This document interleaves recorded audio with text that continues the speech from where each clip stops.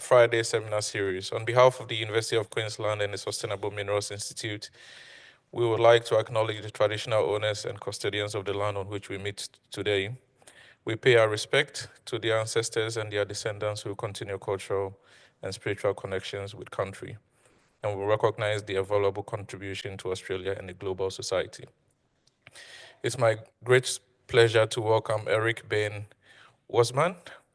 Eric has a chemical engineering degree from Queen's University and a PhD in process metallurgy from McMaster University, both in Canada. He is a professional engineer in Ontario and British Columbia and has practiced in the field of process engineering and metallurgy for more than 37 years. Eric is joining us from Peru today, even though he's Canadian. His talk is going to be on Aries flotation and business, mining businesses. Please join me to welcome Eric. Thanks, Belson. Before I begin, I'd like to acknowledge, I'll do a land acknowledgement as well. I'd like to acknowledge that the employees of Erie's Vancouver live and conduct our business on the unceded territory of the Coast Salish people, who include a number of nations sharing similar linguistic and cultural ties in the Pacific Northwest of North America. There's about 50,000 citizens. They live in Southwest British Columbia and Washington State. And I'd like to also, at this time, thank the Sustainable Minerals Institute and the University of Queensland and all of our industrial partners, I hope some of them are joining today, for their long-standing collaboration. And I'd like to also personally thank Lisa and Kim and Neville and Rick.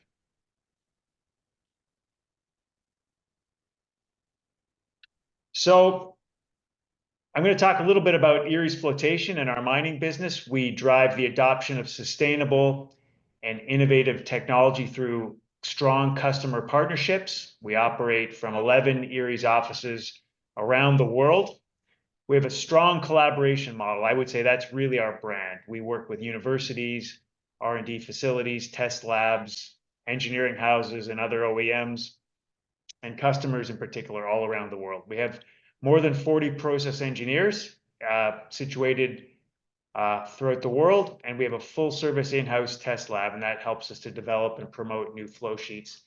And the message I'd like to leave all of you with today, because as Belson reminded us, I've been around in the business for a long time, and when I look back, I would say I would really like to give a shout of encouragement to young engineers. As young engineers, you've worked very hard to master all of the complex paradigms that describe the laws of continuity and thermodynamics and transport phenomena, and you're really uniquely placed to use that knowledge to make the world a better place. And through my tenure at Erie's, I've really seen how we really go back and use the first principles in order to make things more efficient and to make them more sustainable. So that's the real message of encouragement for all of you today. I'm going to talk about, we always start with the elephant curve. This is sort of like a safety share in the Erie's world. The form of this relationship, I'm sure you've heard it described many times, but I will give my take on it. The form of this relationship has been known for about 100 years, and it says that flotation efficiency, as measured by recovery, strongly depends on the particle size. The behavior, I think, is sort of like a passband filter. And if you look in the first decade of the size, the recovery rises monotonically. In the second decade, or the mid-range, the recovery is very high and constant. That's like the passband. And then as you go outside of that second decade, the recovery decays very quickly based on size. And this is another way to look at the elephant curve. In fact, this is the mirror image of that. Shown here are the metal lost in tails by size class for two major copper plants in the Americas. One was taken from a plant in North America. The other one was taken from a plant in Chile. And you can see only 10 to 20% of the metal that's lost in tails is in the size class between 50 and 150 microns. That's like the pass band in that previous slide. And you can see 80 to 90% of the losses are in the coarse and in the fines. And this is the consequence of conventional flotation. This slide shows the challenge in trying to optimize conventional flotation by adjusting the grind size. This plot was presented at SAG 2023 in Vancouver, and the data is from the personal collection of Mark Sherman at Fluor in Vancouver. He's an Australian engineer. And Mark went around for many years and measured the exiting size distributions from a number of copper and gold mill circuits and came up with this intuitive result. Essentially, as one targets a finer P80, the mass fraction of fines increases. So if you try to avoid coarse losses by grinding finer, you'll push more product to the first decade of the elephant curve and you'll lose it as fines. And if you say, well, I'm going to coarsen the grind then so that I don't lose as many fines, then you'll grind to, then your losses will move to the coarse fraction. And so there's really no way to avoid the fact that at both ends of the distribution, conventional flotation is not efficient. So with this challenge in mind, Erie's role and strategy follows. Based on first principles and engineering best practices, Erie's develop unique, scalable solutions, and we set the standard that others follow. And this is a really interesting text. This comes from the classic textbook by Claassen, An Introduction to the Theory of Flotation, published in 1970, and this is a direct excerpt. Claassen says, an increase in the upper size limit of floatable particles is of economic significance. In most cases, complete liberation of minerals can be obtained with particle sizes much larger than those which can be floated. The ore is therefore ground finer than is necessary for liberation. If it were possible to float larger particles with high efficiency, then the cost of grinding, filtration, thickening, and drying, and all of the other stages in the concentration of ores would be much lower. And that was in his text from 1970. So we, as you probably know, we have a coarse particle flotation machine. It's called the HydroFloat. And this is, we've shown this a few times. I think this was shown by Jason Comich at the SME a couple of months ago. This shows the provenance of our HydroFloat machine. I'm not going to go through each of the milestones here. If you are interested, we have a history of the HydroFloat document, which is available on our website. But the take-home message really is that this has not been an overnight success. The commercialization has been progressing for almost 30 years. And even the foray into base metals, which we're very excited about now, has been going on for about 12 years to date. And we're learning more every day. I'm in Peru today, and I've learned stuff since I woke up this morning. This is a cutaway that we use to illustrate how the HydroFloat works. A feed slurry is fed from the top and descends down. And then coming up from the bottom, an aerated fluidization water is rising up. And then where they meet, there is counter current mixing, and a fluidization bed is created, which enhances the flotation rate and creates aerodynamic lift, which adds to the buoyancy contributed by the attached bubbles to help to recover coarse material. So this next slide we have shown a few times. It contrasts the different features of conventional mechanical flotation, the column on the left-hand side, and fluidized bed flotation. I'm just going to illustrate a few points here.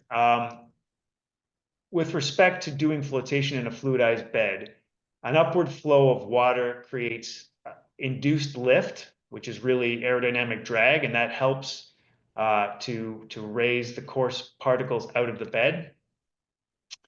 The nature of the mixing in a fluidized bed is very high particle and bubble density, and that, following the law of mass action, that increases the flotation rate. And then finally, we operate with a zero order froth, which reduces the amount of material that's rejected at the interface. And this graph comes from one of our customers from many years ago and shows recovery by size in a conventional cell, which is red, and in a HydroFloat, which is blue. This is for a copper system. You can still, the HydroFloat doesn't have infinite improvement in the flotation rate, the flotation recovery. You can still see that the recovery does decay based on size, but the shoulder is pushed out. And to see the relative improvement of the HydroFloat, you can draw a horizontal tie line at an acceptable recovery level and compare both technologies. And I've shown that here at 80%. You can see that at 80% recovery, the hydrofloat typically picks up particles with the same efficiency as a mechanical cell would at about 2.5 times the size. And just put that in the back of your mind, because 2.5 size is kind of a rule that applies to many different mineral systems. And we use that rule of thumb and it seems to apply for a lot of different mineralogies. And since Belson invited me to speak, I wanted to show this one as well, to show the early work, pioneering work of Belson and his collaborators on sphalerite, showing exactly the same thing, how the hydrofloat can extend the recovery based on size compared with a Denver cell. That was published more than 10 years ago now, Belson. And then if these are the results that we extol for the fluidization-based flotation. Imagine if you can recover it at a much higher grinding endpoint, you can reduce the amount of energy. That's obvious. But you can also use that to put more material through. You can increase the throughput of an existing mill circuit. You will increase global recovery because you're going to be able to pick up the coarse fraction that is currently missed in all conventional concentrators. And then you can imagine now, if the tail that you have to impound you have to dewater that, and it's much coarser, you're going to have improved water recovery because sand dewaters much quicker than finer material. And then also, when you do dispose of that, you're going to have a much safer tail because the geotechnical properties of coarse sand are more stable and predictable than slimes. So I should explain that over the years, we and our partners have done some thinking about where the hydrofloat should belong in a concentrator. There are some options where you can put coarse particle machine. In the first and easiest to implement application, the CPF circuit is added at the end of a conventional flotation circuit, and it scavenges plant tails, and that's shown here. And a case study, one of the first, really the first commercial application, was by Newcrest in Australia. And the tail scavenging approach was the approach taken by Newcrest. And I wanted to shout out to Luke Voller, Bridget Seaman, and John O'Callaghan, some of the real driving forces for that technology within Newcrest. They installed a demonstration plant to treat 1/3, which happened to be train 3 of their Cadia concentrator, using the hydrofloat. Cross flows into the hydrofloat. So that's shown here. Some particulars on that application. That 1/3 demonstration plant involved 4 Erie's cross flows to classify the feed and 2 Erie's hydrofloats. And it was treating 1,250 tons an hour of solids at a P80 of 150 microns. And that was commissioned in July of 2018. And this slide talks a little bit about the outcomes of the T3 CPF demonstration plant. By increasing the P80 from 150 to 210 microns, the plant throughput was increased by more than 40%, with all of the attendant benefits. For the expansion, the decision was taken to replace the cross flow for feed preparation with cyclones, and that further enhanced the capex for the expansion to T1, T2 trains. And on the right-hand side, this graph was included by Newcrest for their Investor Relations Day, where they were promoting the expansion of the CPF to the other 2 trains. The blue line is the gold recovery without CPF, and the red line is with CPF. So you can see that the gold recovery can be matched with a grind size that's about 60 microns coarser by using CPF. And this was published more recently, I think after MillOps last year. And this talks about the benefits to Cadia when they subsequently went forward and converted the other 2 trains to CPF. So right now, 100% of the tails at Cadia is being treated with hydrofloats. Now, the other application, which I think eventually has more potential for promise, but it's a little more involved, is what we call coarse gangue rejection. And in this application, the feed for a CPF is taken from a coarse stream of fresh ore right after the mill circuit, as shown here. And this can allow for the same benefits of increased throughput and reduced energy, with the added bonus of being able to generate a coarse barren tail. And that can make up to 30 to 50% of the total mass of the feed. And that coarse tail will have an average size more than twice the size of conventional tails with the same ore. And those studies have been done by and published in two papers. One is by Regino et al. And one is by Pyle et al. I'm going to just go through this. Next slide shows some specific results using the CGR performance. On the left-hand side, a paper done by Lyndon Pyle at Hatch in Brisbane, showing the reduction in total grinding power based on the final product P80. The baseline is shown with the hatched vertical line at approximately 190 microns. So he shows that by being able to extend the grinding size out to 400 microns, you can use 24% less power, and that includes the power that's required for regrinding the concentrate. And on the right-hand side are the actual results for the CGR module that's been running at Angelo's El Soldado module in Chile, and that was turned on in July 2021. And it shows a coarsening of the CGR module feed and a decrease in the specific grinding energy.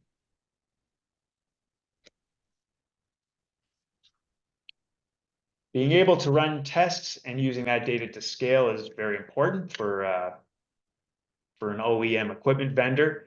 On the far right is a fully automated pilot test facility that can be brought to site anywhere in the world. In fact, we have a number of these deployed throughout the world, and they've been at least 10 times now to various sites. It's recently been configured to run with a Weir Cavex Cyclone pilot rig, so we can test the full performance, and that's what we're really looking at, is flow sheet performance rather than individual unit operations. We can test the full performance from feed to flotation product. On the second from right is our 6-inch lab test unit, which is currently our standard for sizing the HydroFloat. We have numerous published references that show the scale up to our largest units from data derived from a 6-inch unit. The challenge is that we need a minimum of 20 kilos for each feed, though, to be able to evaluate each point. And for a greenfield or for an ore body with many geomet domains to be tested, that could be a limitation. So we're looking at smaller sizes. Those are the two pictures on the left-hand side. The first one is a geometrically scaled down version of the 6-inch unit, and that can use about a quarter of the sample. And on the far left is a project that we're working on with the UQ and through a Trailblazer project to see if we can develop and validate a scale-up relationship that would allow us to scale up to the largest size units based on a 1 kilogram batch test. And that would allow you to you would be able to size equipment based on cores and very small amounts of sample. You'd be able to look at all different types of ore variability without having a lot of samples. This slide here is validation of scale up, and I think this is probably the most important slide in the deck. The answer to the question, can you build commercial units that will behave predictively based on test work? On the left-hand side is a comparison of our pilot unit results and a 3+ meter commercial unit at the Kennecott demonstration plant. So you can see that the pilot results, the industrial units fall on the same grade recovery curve. On the right-hand side is some Angelo published recovery by size data from El Soldado, which show production samples from their 5-meter unit, which is shown as the gray lines. And then those gray lines are bounded by a red and a green line, which are 6-inch units, results taken from a 6-inch unit that was run at the same time. So you can see that the performance of the 6-inch unit falls within the body of data from the commercial unit. And then the hatched blue line is the performance of the same ore with mechanical cells. So this next slide is a sneak peek on where we're going with the CPF technology. And the answers to these questions, or these questions themselves, are being raised by us and by our partners, our customers, and other people that we work with. One of the things we're learning is that CPF is not it's not a new machine, it's not a unit operation, it's an entire flow sheet, and there's paradigms that have to be embraced. So we're taking a systems-based approach via a component or a single unit operation-based approach. We're working with Weir specifically and others to optimize the entire flow sheet, how the feed for the hydrofloat is classified and treated, and then how the unit ops work together. Secondly, we're making larger units. The overall project CapEx can be reduced. We'll be publishing a paper in the next month or two showing engineering estimates and studies showing that we can reduce the CapEx by 20%, the entire CPF plant CapEx, by increasing the unit size of the hydrofloats. And we're also improving our knowledge and design of the internal machine components and the process control. And then finally, we're looking at being able to scale from smaller units.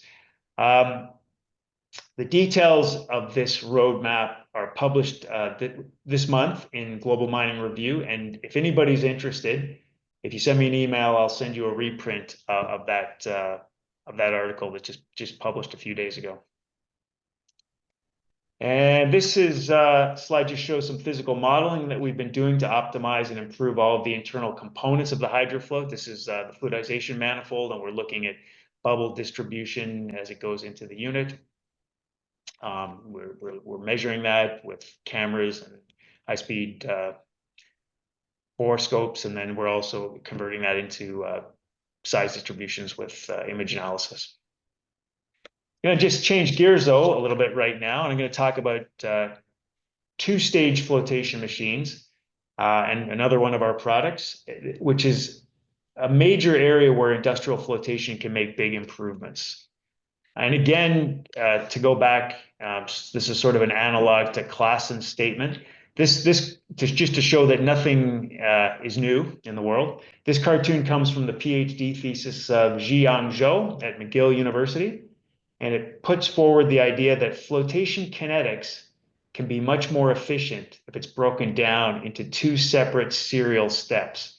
And the first step that has been annotated here as a reactor is high energy and concentration, maximizing the law of mass action to maximize the collection rate step. And then in a second unit, which is not connected, it's isolated from the first unit, that's optimized to maximize the bubble particle aggregate recovery. And this slide shows 4 commercial products that take advantage of the two-stage design principle. Sure, all of you are familiar with all of them. The first 2 are normally configured as single pass units, and the second 2 use an internal recycle, which is intrinsic to their performance. So I'm going to talk a little bit about the cab tube sparge column. That's really our bread and butter. The company where I work in Vancouver was originally CPT, and before that it was Cecil columns, and we have over 1,000 columns installed throughout the world, and that's really our legacy product.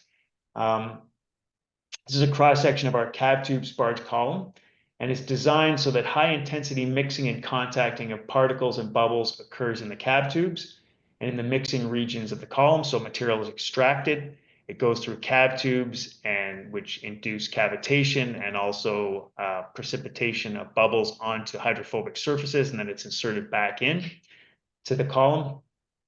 So that principle of taking material out and putting bubbles onto the particles and then feeding them back in, and then also having an area where you have quiescent rising of the bubble particle aggregates and a deep froth with efficient water washing is a principle that is very good for producing products that are with high recovery.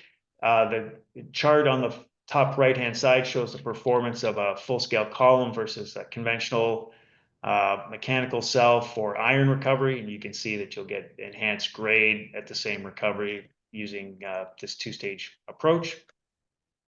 We have another product called the stack cell.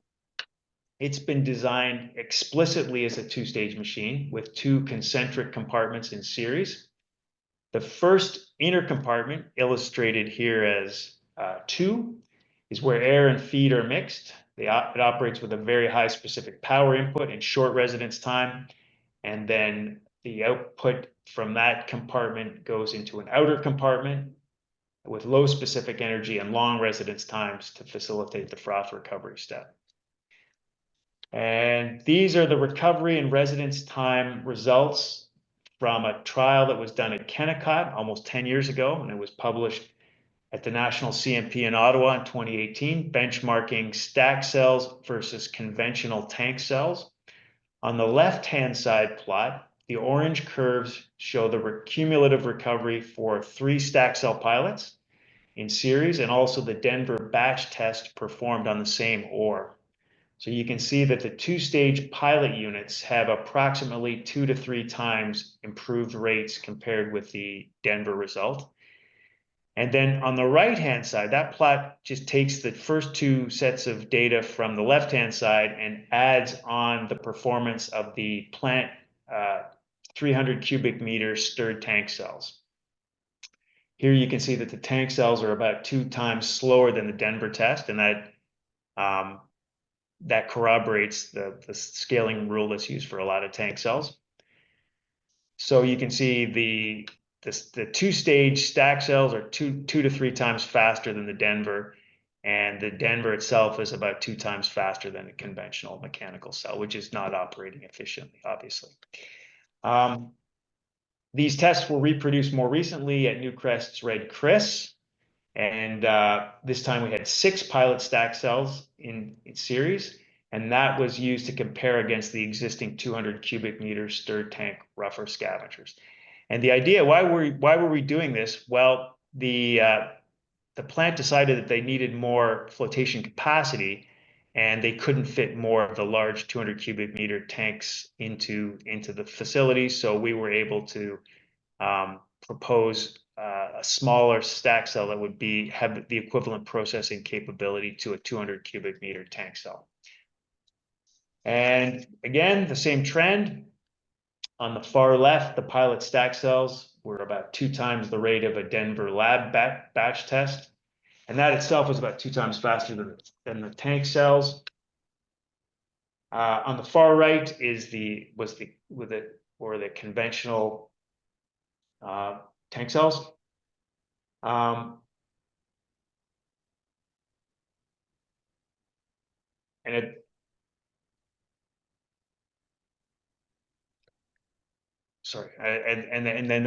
then from that we were able to show that we could add 2 additional stack cells at the front end and fit them in and be able to improve the overall recovery of the circuit. This is what Newmont published after their mill ops paper last year. I've just highlighted some of the interesting parts. Erie stack cell was chosen due to its compact design suited to the plant layout. It achieved over 3 times faster kinetics for copper and gold with equivalent or higher recovery than the existing tank cells. So on the right-hand side, the plant roughers. On the light blue is the stack cell pilot, and then the results from the first 2 cells in that plant rougher train, which are now stack cells, are shown as gold diamonds. So what does this allow you to do? This shows the benefits of the stack cell. If the reaction rate can be accelerated, then the same mass flow can be processed in a significantly smaller volume. And some of these benefits will be realized: lower footprint, space, foundation, loadings, and less power.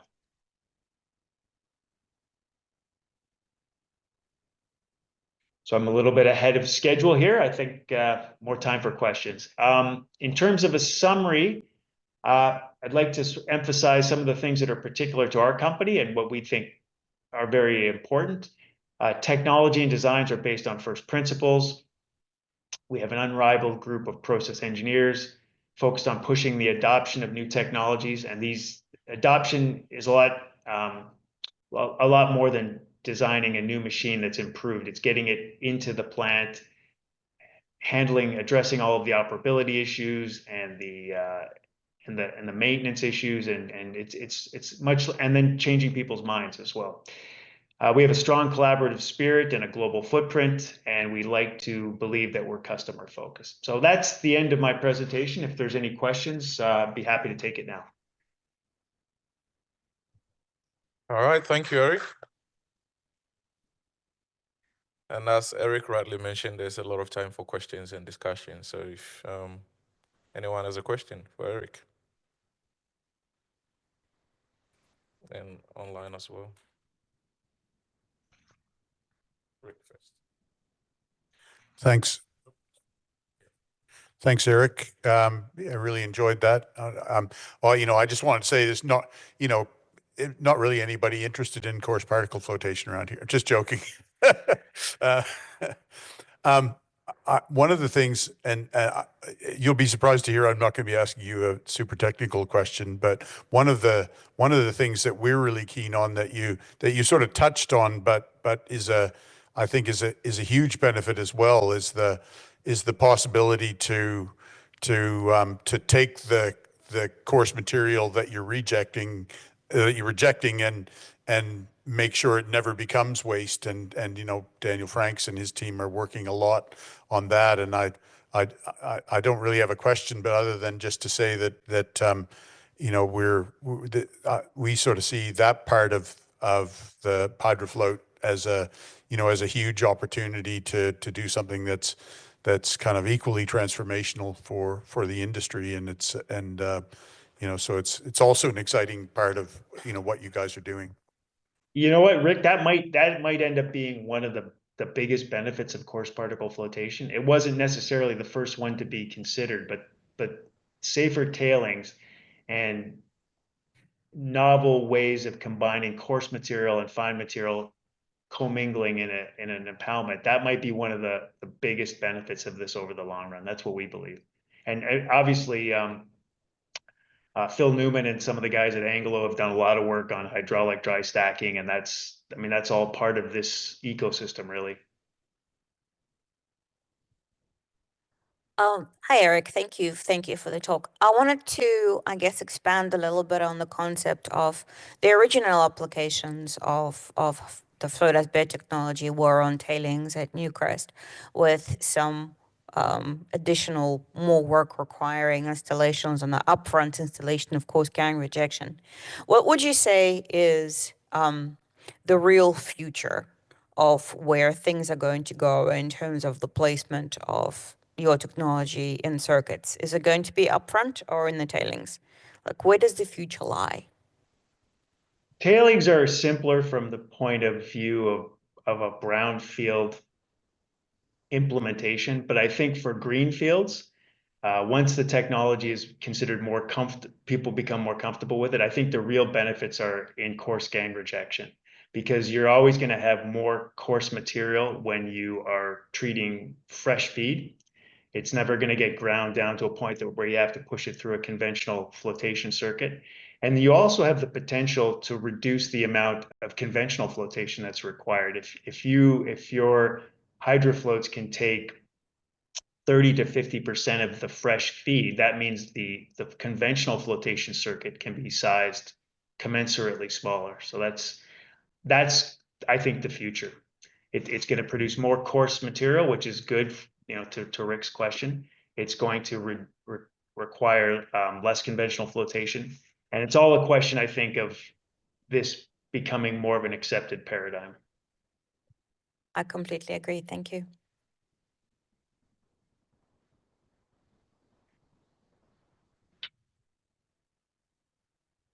Hi, Eric. There's an online question from Ray. So he's asking, what sorts of copper grades do you get from the coarse particle flotation cells operating on cyclone underflow in the grinding circuit? That's a really good question. You're not going to get. Are you talking about tails from tails or from fresh feed? He didn't specify. Yeah, the grades are going to be lower in most cases. but we found through extensive work that they can be reground and cleaned up to whatever final concentrate grade is required. So that's a good question. Especially if you're scavenging tails, the upgrading and the grade of the hydroflow concentrate is going to be lower than it would be for a conventional flotation circuit, but they can be reground and upgraded. That was one of the early questions that was answered. So that's a good question. Hi, Eric. My name's Andrew. I think we actually worked together on an article about the CPR a few months ago. My question is about the role of these technologies and the pace of the adoption. Mark gave a lecture early in the year about responsible acceleration of mining and how we, in order to meet net zero, we need to do these things faster and faster. How are you finding the adoption? Has the rate of change or the pace of adoption by the mining companies increased over time, and what's driving that?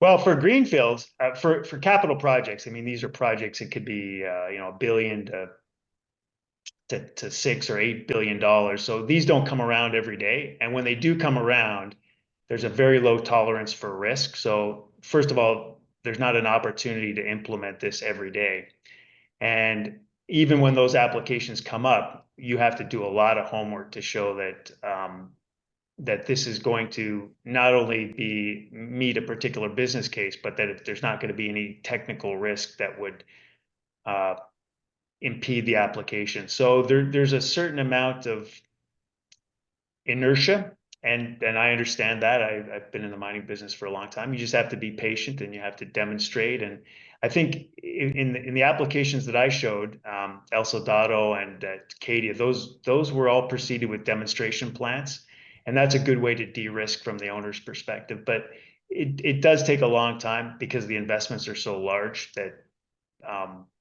even when you have people that agree and understand the value proposition, the opportunities take a while to be developed.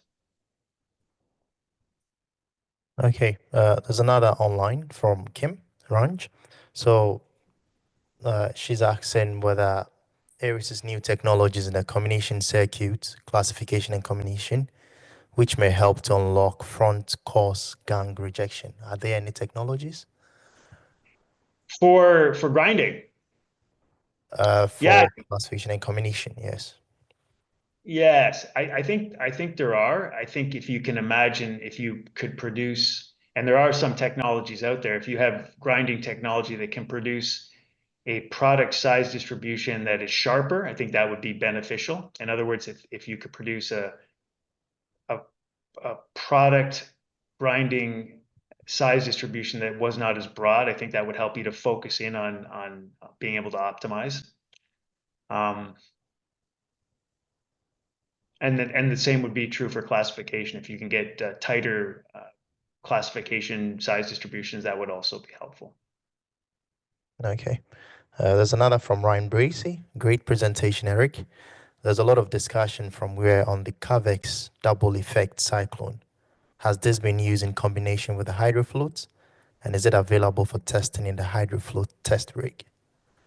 Yeah, it is, and we're actually running a pilot plant right now in South America. I can't say where, but we're running our full-scale pilot plant, which processes about 1,000 kilos an hour, and it's being fed by the Weir cyclone pilot plant. So that is something that we're focusing on. The Cavex DE in particular can essentially, with a single stage, it can do a classification that would normally require two-stage cyclones. And there's other places where we're looking at retrofitting to put those in as more efficient ways to prepare the feed for the hydrofloat.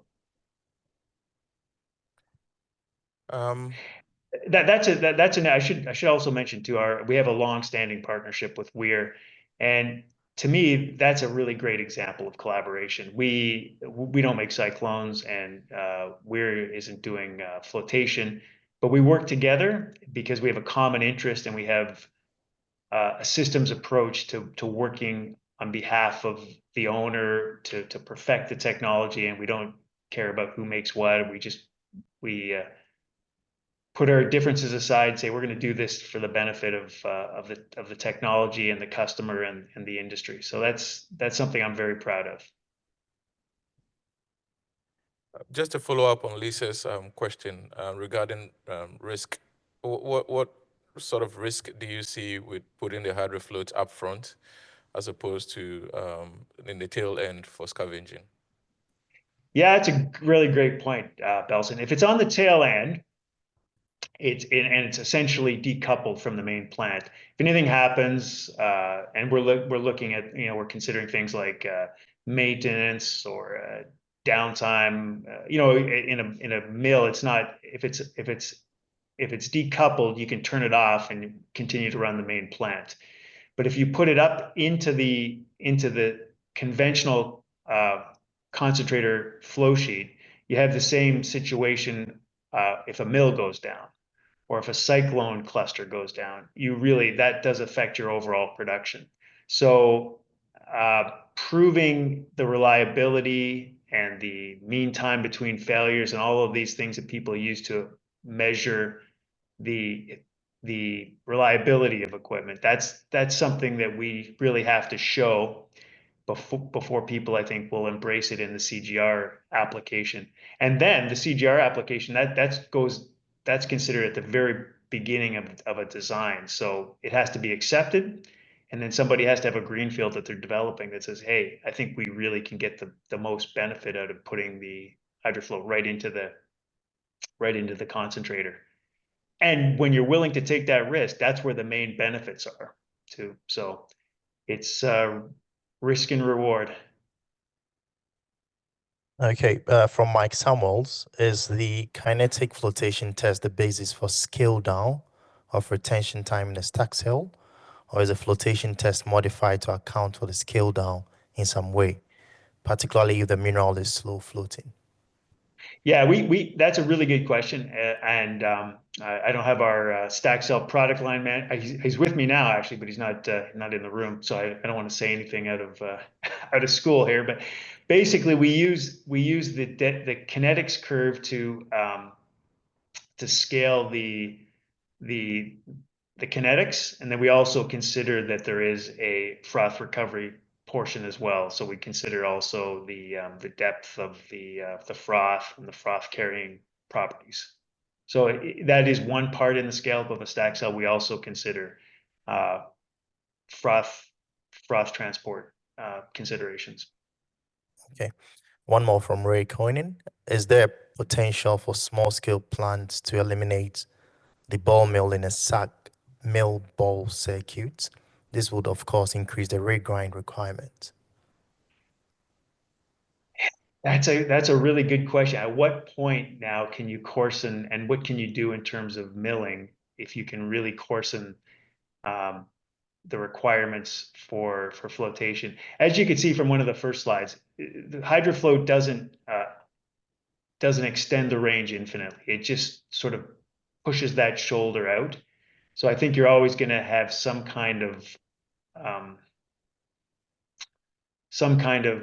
comminution that's required, and I can't really comment on how much you could ultimately reduce the comminution requirements. But definitely, one of the things Hooke's conjecture shows that the amount of energy you put in goes up sort of exponentially as you extend the grinding endpoint. So even taking 200 or 300 microns off the very end really has a significant impact on the grinding energy requirements. Okay. There's another from Errico Tabosa from Hatch. Great presentation, and thanks for the reference for our paper on energy savings with adoption of the hydrofloat. For the stack cell, is there any laboratory test that can predict its performance in case of greenfield project where sample is limited? Or are there any plans to develop something similar to the HF Mini?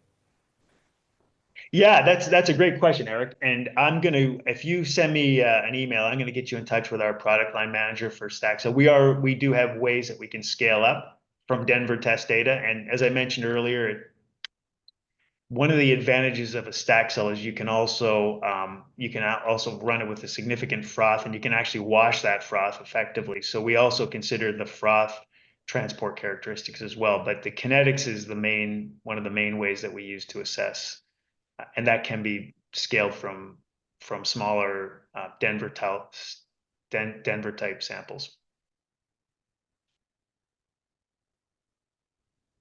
Are there any more questions from? Yep, one more question.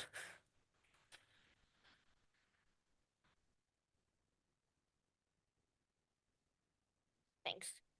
This is Myra. Thanks, Eric, for a great presentation. I do agree that the future seems to be very promising for the applications of coarse particle flotation as gang rejection.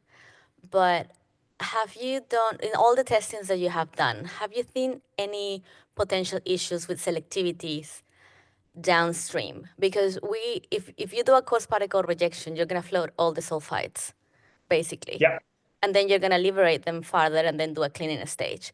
So if you've already purposely activated and try to float all these sulfides, if you then want to float some and reject the others, do you foresee an issue in selectivity?